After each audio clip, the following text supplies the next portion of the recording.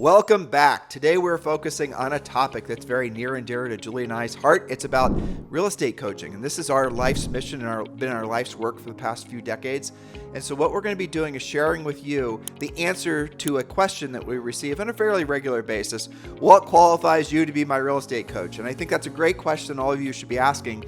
And so what Julie and I did is we really drilled down on really 6 questions you should be asking, and then almost a pre-qualifying questionnaire or pre-qualifying script you should use when interviewing a potential real estate coach. Exactly. We're going to help you sort it all out. So, how do you know which real estate coach is right for you personally? By the end of this podcast, you're going to know how to tell the difference and what questions, as Tim said, what are the questions that you should be asking to make the best decision for you. So, we're going to deep dive and understand what coaching even is in the first place, because that's been different for different people. We're going to define that for you.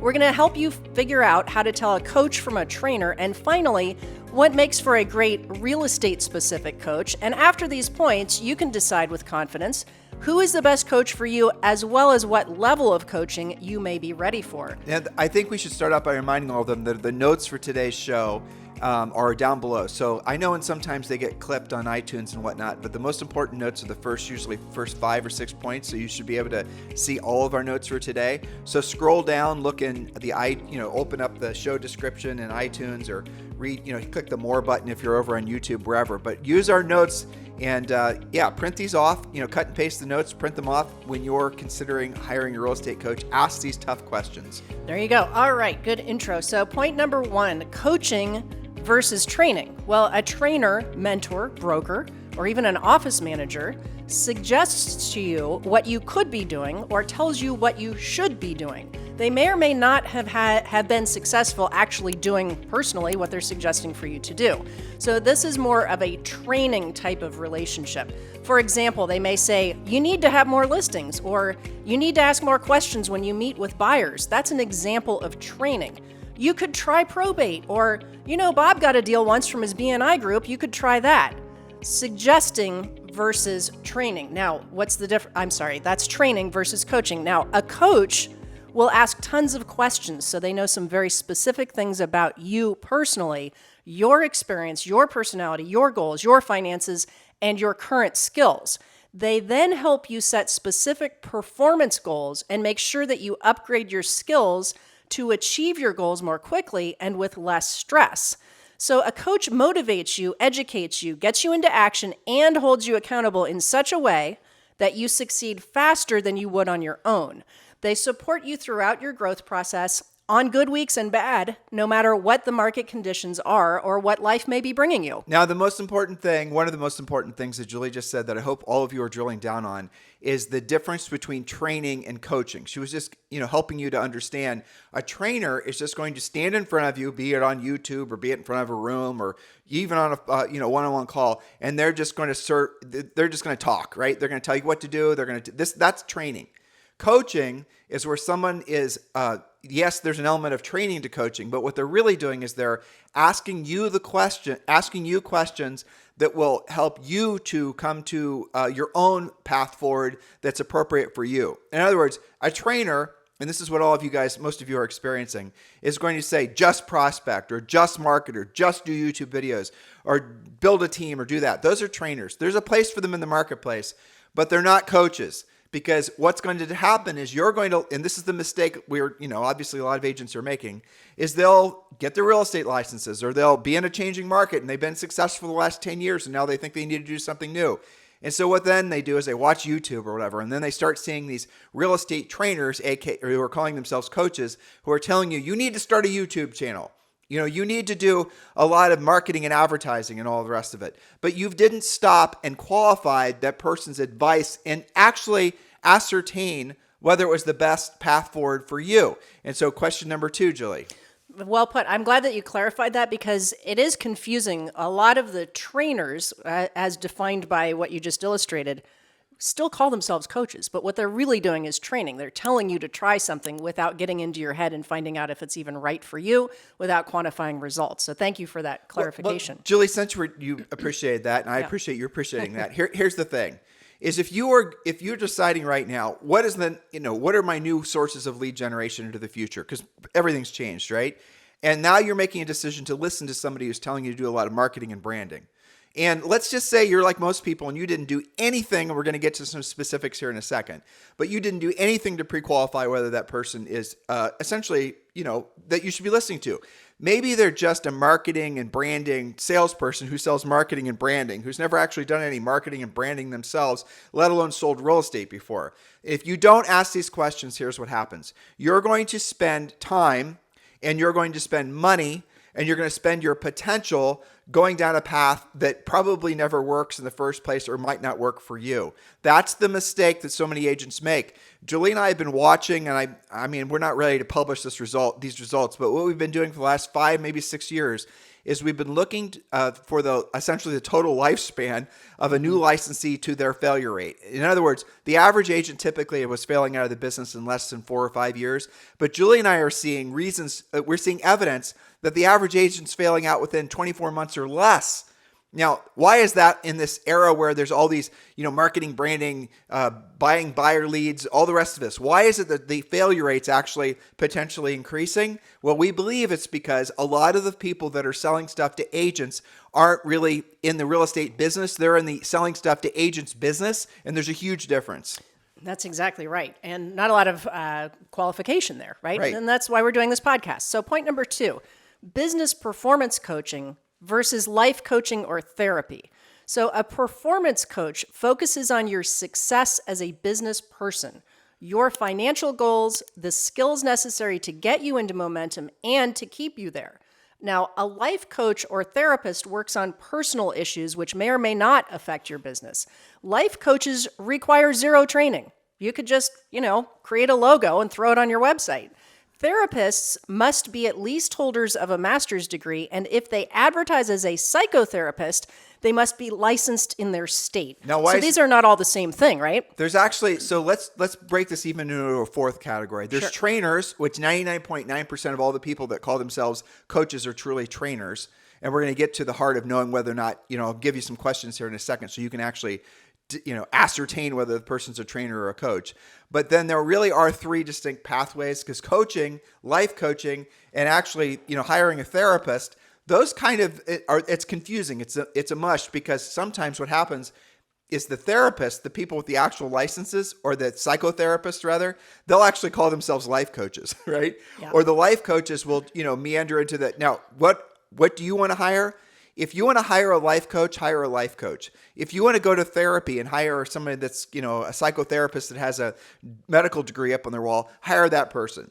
You hire a real estate coach because you want a performance coach. A performance coach is completely different than those other categories. It's certainly more than a trainer. A performance coach is going to focus on one specific thing. And I'll give you guys a great example. Michael Phelps has the same performance coach that he's had forever. That's somebody who every single day is going to be watching him while he's swimming in the pool, starting at 4:30 in the morning. I don't think he does it anymore, but that's what the performance coach does. I can imagine that very rarely does that performance coach ask him anything about his finances or his life goals, or probably his goals athletically, but beyond that, probably not. A performance coach is not going to ask you about, it's not going to try to psychoanalyze you or act like they're a Dr. Phil. You guys get it? So a lot of you, what happens is you hire someone who's a coach, and they're a life coach. And I'm here to tell you, a life coach is something that it's dubious at best. Again, it goes back to, what's your qualifications for calling yourself a life coach? Well, I got it accredited by, John Maxwell, or I got it accredited by somebody else. Well, great for you for having put forth that effort. But what makes you qualified to be my life coach, right? Ask the really tough questions. And then what you'll quickly just figure out is really they just essentially have decided that they're going to be life coaches, and they went online and they decided to get a life coaching certification. You can do it too if you want to be a life coach. There's nothing to it. They're typically like online courses that take like 3 days or something, and then you can call yourself a life coach, right? So again, don't be confused. If you want to be successful at the highest level in a particular activity, be it swimming, be it selling real estate, you want to hire a performance coach, someone who's just going to focus on that one activity. So when you hire Julie and I, or anybody in our coaching organization, for example, you're not hiring a life coach. If you want a life coach, we'll refer you to somebody else. You're certainly not hiring a therapist or a psychotherapist, and we're definitely, we're doing a fair amount of training, but the essence of the reason that people have hired us for so long at the levels in which they have is because we are the best performance coaches in the industry. Not just us saying it, thousands of people have been saying it for years, because we only focus on helping you become uber successful selling real estate. And that's really what our focus is. Because I'll tell you what we've learned, and this is interesting. When you become really successful at selling real estate and your financial worries go away and you have financial security, it's amazing how many of your other problems sort of just, go away at the same time. Money, or the lack of money, or the fear of lack of money, is the root of so many other problems. Your health problems occasionally, because all these things manifest as a result of you feeling financially insecure. Addiction problems, all of this. Divorce, depression, It's all kind of in that same bucket. And most of it can be traced back to financial stress. So Julie and I we train all of our coaches to just be performance coaches, because we know ultimately when your financial house is completely in order, when you are successful at your chosen career path, so many of the other things that you think are important that are bouncing around in your head, you don't even remember them.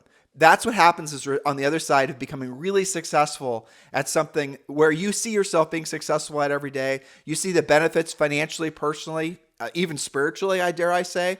You see and feel yourself helping other people, in this case, buying and selling real estate. That is the lift that all of you want to have. And that's truly, I'm going to guess, the reason why all of you guys choose to hire a coach. Just make sure you're hiring someone who's an actual coach. Speaking of which, thank you for that ramp up to point number 3, what performance real estate coaching should not be.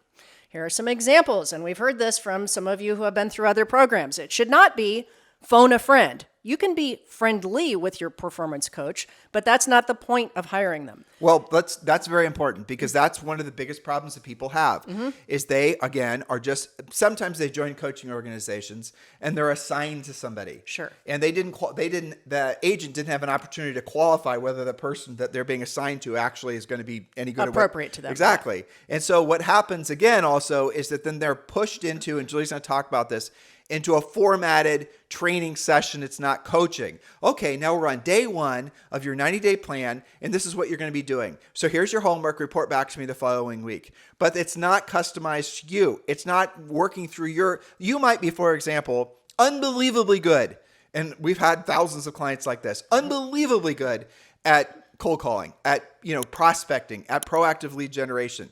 You've got that, tough as nails mindset, and you kick butt at it, but you are horrible at centers of influence and past clients, right? So here's an interesting little thought. If you're really good at one particular thing and you're not really good at another thing, but the one particular thing that you're really good at, you could go from good to beyond great. A performance coach is not going to try to take your energy and focus away from the thing that you have the potential to be the best at and try to get you to be good at something that you will struggle and resist the whole time. A great performance coach is going to take a holistic but very targeted approach to helping you become the best version of you as a real estate practitioner. Because guess what? You can be really good at 2 or 3 things in real estate, and I'll tell you what they are: proactive lead generation, pre-qualifying, and presenting. If you get really good at those 3 things, you're probably going to, make a choice that maybe the other things that everyone's telling you should be really focused on in your life, in your business, you might make a decision, well, those things don't matter. If you had 10 listings right now and you had 10 pendings right now, and somebody calls you up and says you need to be doing direct mail in order to generate listings, and you don't because you know how to proactively lead generate, well, guess what? You're not going to be seduced into believing that there's an easy button out there because you know better. So you guys get the point? So this is a very specific approach, and it's not phone a friend. Phone a friend is where you talk about the weather, you talk about your dog, you should actually phone a friend. Yeah. If you want to talk about that. Right. You don't need to pay your friends. Okay. So you touched on another thing just a second ago. What coaching should not be, you talked about it, playbook or cookie cutter, one size fits all content, or the coach's particular menu based solely on their own experience. That happens a lot with agents that have been successful, and kudos to them, that's great, but they did it a specific way.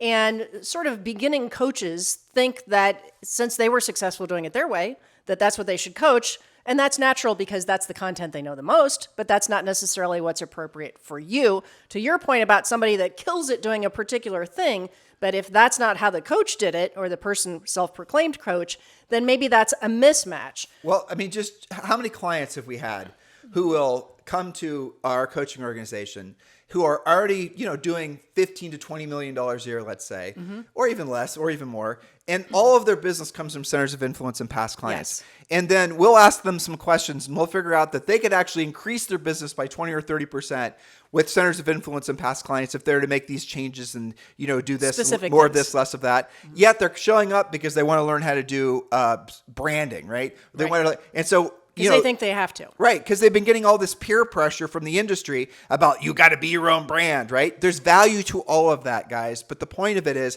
here's an interesting statistical fact. After 5 years, when you've been in the business for 5 years, something like 80% of your business, if you worked your centers of influence and past clients correctly, is going, your business is going to come from centers of influence and past clients. Now, you guys understanding what I'm saying? So some of you are allow yourselves to be put under so much pressure from all kinds of different, corners of the industry. You got to build a team. Well, congratulations, Julie. You sold 50 houses with you an assistant. Now add 5 buyer's agents. Well, you need to have somebody who's been experienced with building a team as your coach. You need to have someone who's been experienced with helping you to go through and drill down whether or not your centers of influence and past client plan is actually operating at its highest level. Do you know how to quantify it? Do you know how to go actually and figure out essentially put numbers against what you're considering doing to decide whether or not it's a path worth following? How many of you right now are doing marketing and branding without even holding it accountable? And it's incredibly frustrating, isn't it? I mean, Julie and I feel it too. Sure. But how many of you are continuously doing marketing and branding and advertising in YouTube videos and Instagrams and TikToks?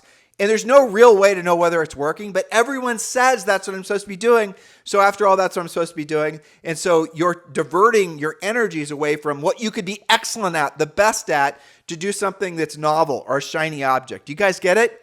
So you got to have a real estate coach help you to really discover what you could be really great at. And if you're at present not really great at anything, well, that's actually kind of an advantage to you because then you have an open book as to what you then can choose to really drill down on. Yeah. Remember, a very well-balanced business, not just real estate business, typically has 5 to 7 lead generation spokes. 5 to 7 sources of business, but the first sources of first spokes in your lead generation wheel, and no matter who you are, it should always be centers of influence and past client number 1. And if that's not something you feel comfortable doing, we still want you to do it.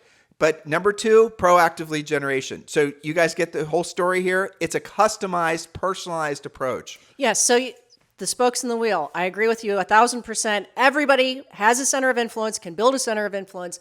These are our favorite types of transactions. Anybody who's licensed because they know, love, and trust you. It requires the least amount of skill. Absolutely. And they like you. They're mostly your friends, right? Yeah. It's all good. So that's the universal spoke. But the combination of your next 4 or 5 spokes can be quite different from client to client, right? And how you go about building those spokes on the wheel is a custom approach, okay? So we can talk about that in future. You also said something else, Julie, which was really worth repeating. A lot of times you're going to hire and I'm air quoting here, real estate coach who has been, maybe they were moderately successful. You don't know if they've been successful or not because you didn't pre-qualify them. We're going to give you their pre-qual questions here in a second. But maybe they claim to have built a business from YouTube videos, let's just say. Yep. Well, okay, is that something you really want to do? Do you really want to do YouTube videos? Is that something you're really going to invest your time and money and effort into? Do you have the time to wait and speculate? And guess what? There's a billion people thinking YouTube videos are going to be the shiny object that they're all going to pursue to turn their businesses around. Well, if that's, so you're hiring that person to tell you how to do YouTube videos without actually qualifying them as to whether or not they've been successful selling real estate, let alone coaching other people or training other people to sell real estate using their lead generation idea. You've not run essentially run these potential coaches through any kind of filtering. And now what have you done? You've wasted months, maybe your whole entire year trying to make something work that was never really going to work in the first place. Now, that's not to say it doesn't work for some people. It just might not be the right fit for you. And so here's what breaks my heart as I where my mind went when I was saying what I just did. Some of you have been up and down, this path so many times that you're beginning to believe, or you already do believe, that you're the problem. Maybe you are at some extent. I'm not going to say you're not, but let's just say, maybe you have bad follow through or you don't follow directions. I don't know. But you're starting to believe that you don't have the potential to be successful, let alone successful in real estate. Well, I want you to give yourself a little bit of a break and open your mind to the fact that maybe the reason that you're not experiencing the levels of success, or maybe you're even failing, is because you've made the mistake of following the wrong advice. Well put. And that does come in many flavors. So that keeps us just for a second to tie up this point, what coaching should not be. You were talking about it, a shiny object bazaar, a flea market of ideas. A lot of that goes to video speculation, trying stuff out on you. Oh, this one makes me crazy. Sometimes self-proclaimed coaches will try stuff out on you and see how it goes, using you as a real estate guinea pig. That's back to training again. You should try this, you should try that. Another mistake is coaches saying it's my way or the highway approach. And I've had coaching clients come to us where they just came off of somebody's seminar, webinar, whatever, and they said, if you're not doing this, you're not going to make it. You're not a salesperson. You're not going to be powerful. Well, maybe that person already has been pretty successful. They're just, quote, stuck at 30 million, right? But they get off their game. It messes with them. Convincing you that you suck if you don't do certain things, certain ways that you know you'll never, ever do. That's lack of versatility from the coach. Lack of experience in them not being a real coach, them being more of a trainer. And I'll give you guys another little, this isn't in Julie's notes. When you're hiring a real estate coach or interviewing someone to be a real estate coach, look how frequently they talk about their own personal success versus the success that they brought to other people. Yes. Listen for how frequently they use personal pronouns. I this, I the other thing, right? Because what that's an indication of is somebody who maybe wants to be a real estate coach one day, but they really are not qualified to be a real estate coach yet. Maybe they could do training for a while. Maybe they could do some group coaching and they could work up to be one-on-one coaches. But the reality of it is they're not yet ready to take you on as a coaching client. And I want to remind you guys of the 4 levels of mastery. And this is applicable to all of us at all times. First level is what you call the unconscious incompetence. That's where you don't know what you don't know. Unconscious incompetence. The next level of mastery after that is conscious incompetence. That's where you're actually learning what you don't know. You've been willing to make yourself vulnerable, willing to admit to yourself in the world that you're an ignoramus and you need to hit hard reset and learn new things. Now, when you go past that level, then you're consciously competent. And that's where you still are having to work to think about what you're going to say. You're still having to make some effort. You're still putting in the work and reminding yourself of the process, but pretty much you're good at it. But the phase above that is where you become consciously competent. And consciously competent is where you know you're good, you know what you're going to say, and some of you are experiencing that in real estate or other forms of your life. Maybe you've been a coach or trainer of kids gymnastics or something like that. So you know how to get the job done. What is the issue for most coaches is they're never actually, or most wannabe coaches, is they're never willing. And Julie and I are starting a coaches training class in the spring or the summer, sometime the next 12 months. And what we are looking for are people that are willing to make themselves vulnerable, because we'll have a lot of top producing agents, a lot of agents with teams, a lot of agents that I just want to give back at the point in my career in my life when I just want to make contribution. And I get all of that. And that's a great emotional state to be in. But if you're not willing to admit that you're an ignoramus and you know nothing, if you're not willing to put yourself back in that place of being a new learner, you are not going to be receptive to learning how to actually be a coach. And I remember that when Julie and I were learning how to do all this years ago, decades ago now, it was super hard because Julie and I were super successful at selling real estate. 100 to 200 homes per year for almost 10 years in a row, mostly listings. We sold over 100 homes our first year. We were badasses selling real estate, and now we had to go and make ourselves vulnerable, admitting we didn't know what the hell we were doing, learning how to coach. And I think because it's not the same thing. It's totally and completely not the same thing. When you've been successful, that's a really good point. Just because you've been successful at selling real estate at a high level, maybe you've even sold more houses than Julie and I, doesn't mean that you know how to coach somebody else to do the same thing. And there's a huge differentiator that happens from someone that can operate at a very high level then to being able to make the next step, which training others to operate at a high level as well. And I tell you guys this with 100% certainty.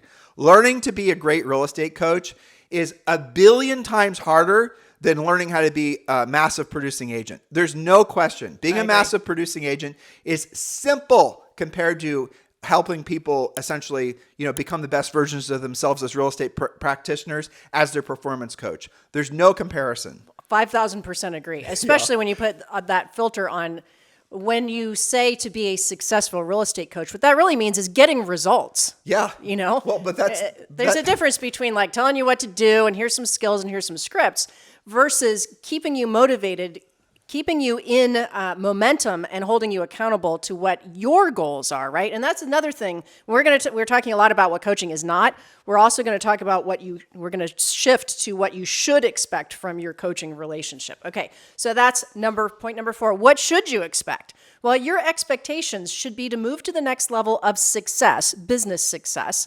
faster than you can on your own, following a specific and personalized plan. You should be educated, motivated, and take action following a dollar productive schedule.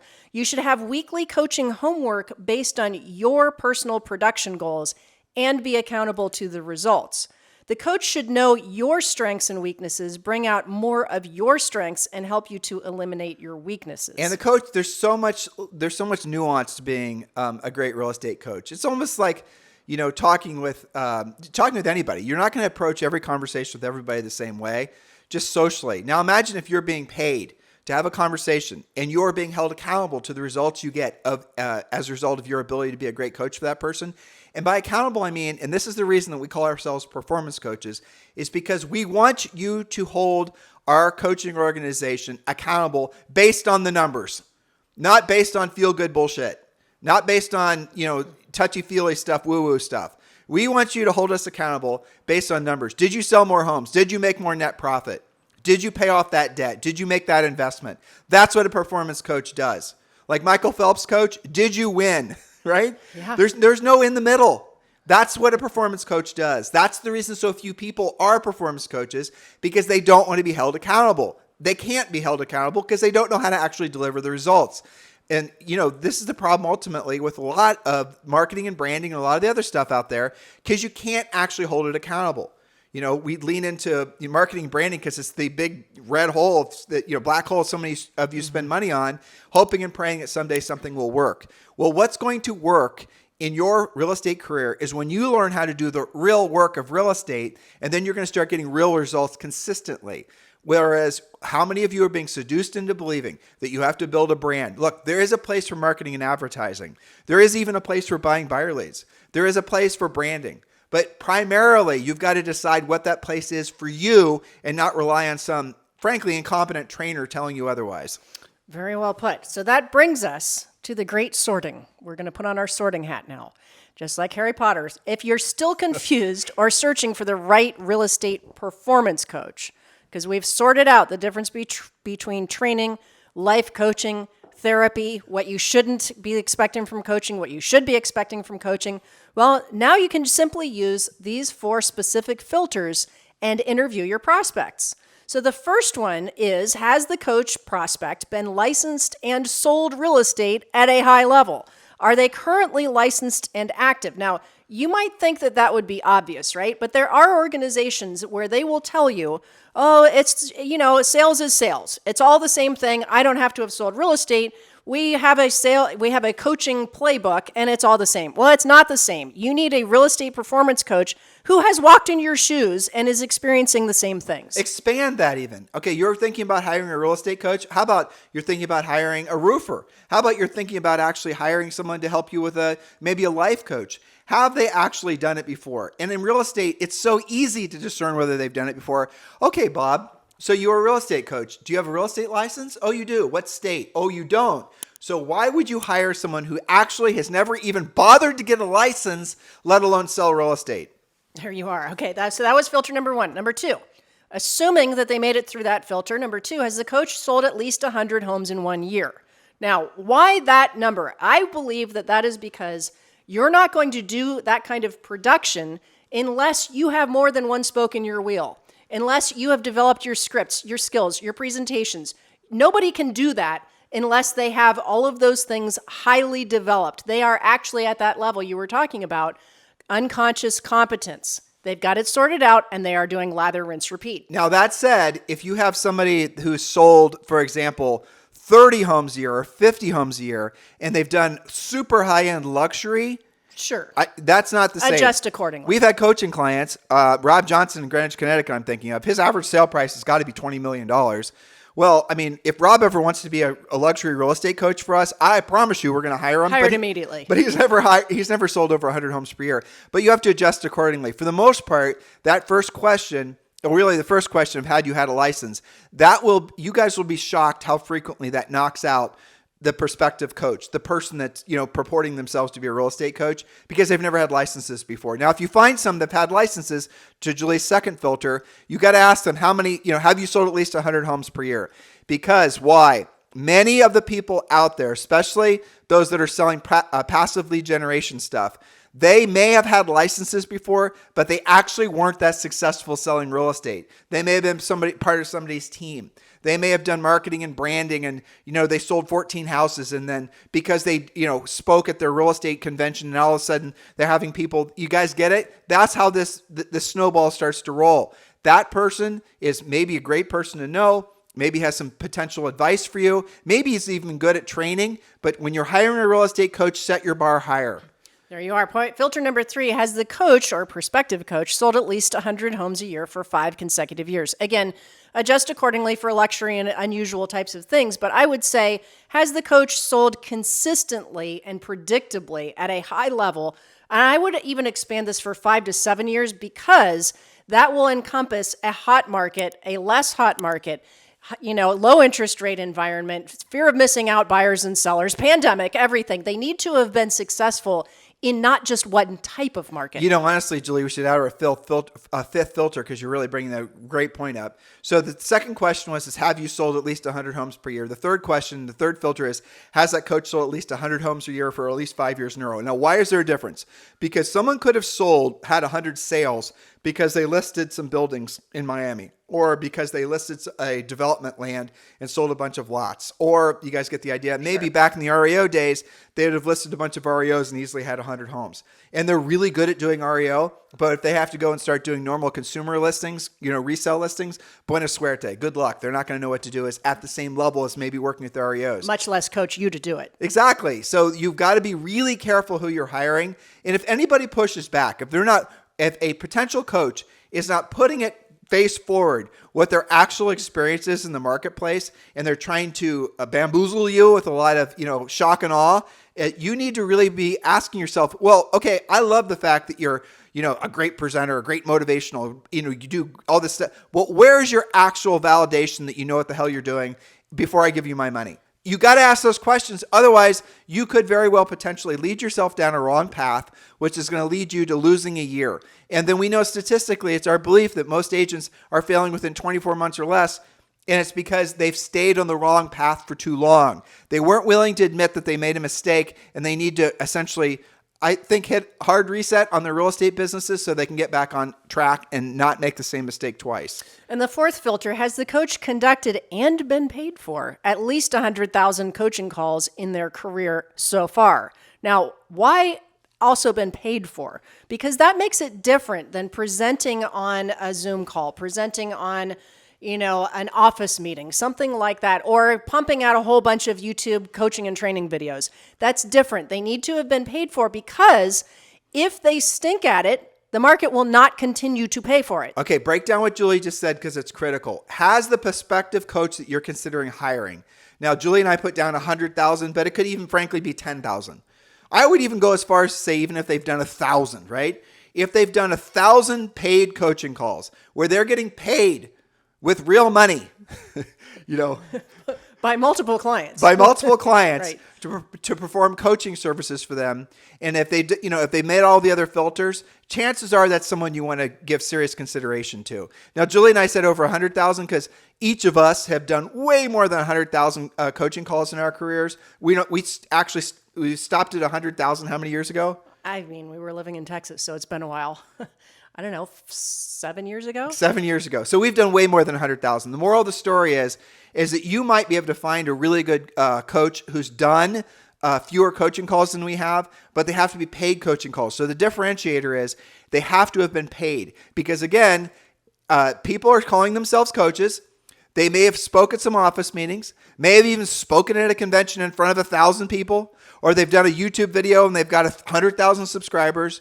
They're going to try to change your question away from how many paid coaching calls have you done, to essentially, well, I've coached 10,000 agents, and you're going to say, well, explain to me what that means. Have you been paid to perform, to provide at least 10,000 one-on-one coaching calls? Followers are not paid coaching clients. You guys get the difference? Because that's what a lot of people do. They're trying to claim experience as coaches because they've done presenting and they've done training. Hopefully by now you realize it's not the same thing. Not even close. So Julie, point number 6. Yes, point number 6. Here we are down to it. What level of coaching is appropriate for you? Semi-private or one-on-one elite coaching? Well, if you're just getting started and you don't have a pre-listing package, scripts, listing presentation, or buyer's presentation, you should start out in our Premier Coaching. But if you've mastered the basics and you're looking to take your craft to the next level, it may be time to join as a private one-on-one elite coaching client. We can help you decide what's best for you, but what I have to say is don't go into the next quarter, the next month, or the next year wandering around the real estate wilds, being blown from one thing to the next, checking your email, somebody's selling you something today, it's different than tomorrow. Don't guess at your career. One thing I know for certain is everyone listening needs to be transactional now. You guys need to get out of feast and famine. You need to stop fearing what's next in the real estate market and get to work. You're going to get to the point when you're very competent, when you're at that conscious competence phase where you really don't care. You don't even read the headlines. Like, you've blocked Inman emails. You're not paying attention to any of the hype. You're not paying attention. You don't even care what the interest rates are. No, you're making your own market. You can sell real estate confidently, consistently, no matter what's going on that's freaking the rest of the world out. That's the level that we want to get you guys to. Look, your skill set is going to have to adjust to the market. You have to meet the market where it is. And Julie said something a second ago, and I want to go back and I want to review it. If the coach has not sold real estate in a changing market, let alone a buyer's market, let alone a crashing market, you can do better. A lot of our coaches, they've been selling real estate and they've been coaching with us for over 15 years, which means they've been through the great housing crash. Julie and I took our first coaching client on in 1999. 8 or 9, yeah. Yeah, and I don't remember what year it was either. I think it was 1999. Mm-hmm. Michael and Robin Gordon. Yeah. And Michael and Robin Gordon, you guys can message them. Michael and Robin are some of the most successful agents at Berkshire Hathaway. I think they're number 5 or something. Mm-hmm. And we're still very close to them. A lot of our personal coaching clients, Julie and I have had for that damn long. The Kenmore team in Kennewick, Washington, they're another great example. Yeah, we were with them. I mean, we knew them when they had their kids, and now their kids are in college. Yeah. Yeah. I know. And gone from, the basics to a fully functioning, completely optimized team. Right. Now, it's very hard to have the courage to ask somebody that you like or that you maybe even look up to these questions, but you have to. Because if you are hiring a vet to perform a surgery on your dog, and the surgeon is the greatest, nicest guy, and the rest of it, are you just going to end at that? Are you going to end at the fact that, you guys happen to play golf at the same place? He's a nice guy and, tells jokes and the rest of it. Are you going to end there? Or are you going to expect that doctor to validate the fact that they know how to actually perform that particular procedure to save your beloved dog? You guys get it? But what agents do is they just attach emotionally, or they, get essentially seduced by the whiz bang and by the shiny object, and they never actually qualify the person they're listening to. I think, there's no other industry I can think of where it's so confusing, whether it's a trainer, a therapist, a life coach, a psychotherapist. It's all intermingled, and you guys don't know how to discern one thing from the other. That's the reason that we're drawing a line in the sand. Coaches at our organization, Julie and I are, personally, we're performance coaches. We're going to focus on the things that are going to help you make money and become successful consistently, because we have seen the long-term benefits of just doing that one thing. So we're just like you guys. We're not going to try to be Dr. Phil or try to be, a psychotherapist. We're not going to try to do any of that stuff. We're not going to try to be your life coach. Your life is going to coach itself when you're consistently making money. I got news for you. A lot of the problems that most humans experience are as a result of that omnipresent sense of scarcity, consistent income, the feeling vulnerable because of the changing markets. When you can essentially remove that from your life for eternity, you're going to feel a sense of liberation and freedom like you've never experienced before. But you're not going to experience that if the person that you're listening to has never actually done it for themselves. I mean, think about this. Would you hire someone, and a lot of people do, to be your financial advisor who's broke? It's funny. I have all these things going through my head as you're talking. That's a great example. And people don't do a very good job vetting them either, I believe. And that's also a mixed up thing, right? Some of them are selling stuff to you, some of them aren't. But that is true. I mean, there's essentially all these people that are financial advisors and all. I mean, Julie and I were on the phone with JP Morgan the other day. They were trying to get our, business and great, investment bank, the whole thing.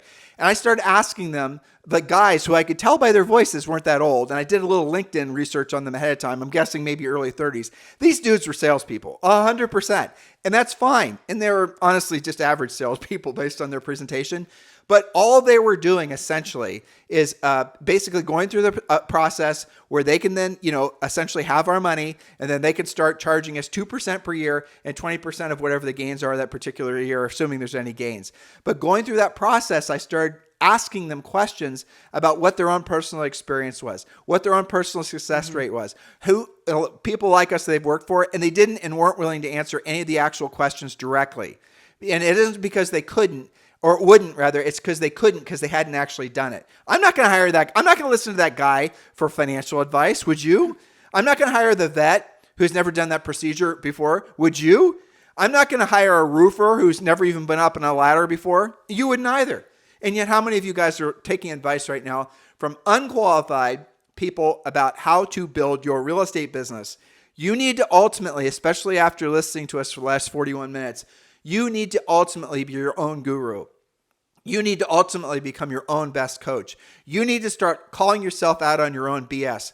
Are you actually thinking about hiring a coach, or do you just want to hire a friend? Are you thinking about hiring a coach, or do you want someone that's just going to be essentially there to, pat you on the back occasionally? A coach does the patting of the back and the encouraging, but a real coach is going to be willing to hold you accountable. A real coach is going to be willing to call you out on your BS, and all of you are going to have BS, and make even sometimes, and truthfully, this is what a real coach does. They're not going to put your feelings ahead of the reason that you hired them to perform the service.